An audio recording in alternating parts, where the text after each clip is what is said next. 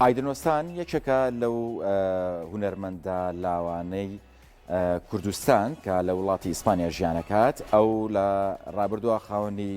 چەند بەرهەمێکە بەرهەمەکانی کە من بەڵام لە ڕێگای هەوڵ و توانەکانی خۆیەوە حەزەکات کە خزمەت بە هونەری گۆرانی کوردی بکات. ئەو بەرهەمانی لە ڕابردووە دوێتی هەیە لەگەڵ هونەرمەندانی تر و چەند بەرهەمیشتری بڵاو کردوێتەوە و هەمیشە لە هەوڵدایە بۆی بتوانێت کاری باشتر بکات. لە ئێستا لە نوێترین دەرکەوتن و کاریدا گۆرانیکی خۆیەتی لەگەڵ هونەرمەندێکی خانمە هونەرمەندێکی ئیسپانیا گۆرانیەکیان بە دوێ دووتووە.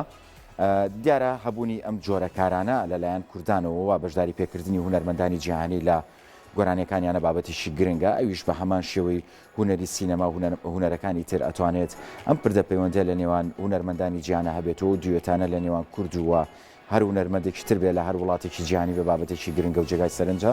هەم بۆ ناساندنی کاڵچەر و فۆلکلۆری میوزیکی کوردی هەمیش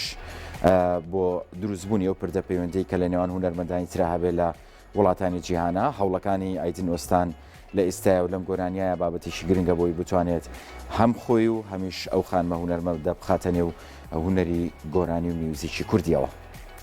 ئەگەرچی هونەرمەندی لاو ئایدن ئۆستان بە هۆی چەند ئەستەنجێکەوە بڕیاری دواخستنی ئەلبومە نوێیەکەیات، بەڵام لە هەمان کادا وەک دیارەک بۆ ساڵی نوێ یەکێک لە تراکەکانی ناو ئەلبومەکەی بڵاوکاتەوە. ئەم بەرهەمەی ئایدن جیاواز لا کارەکانی پێشووی دوێتێکە بە هەردوو زمانی کوردی و ئیسپانی لەگەڵ خانمە گۆرانی بێژی ئیسپانی ئێڤە تۆماریان کردو لە چەند ڕۆژی ڕابردوودا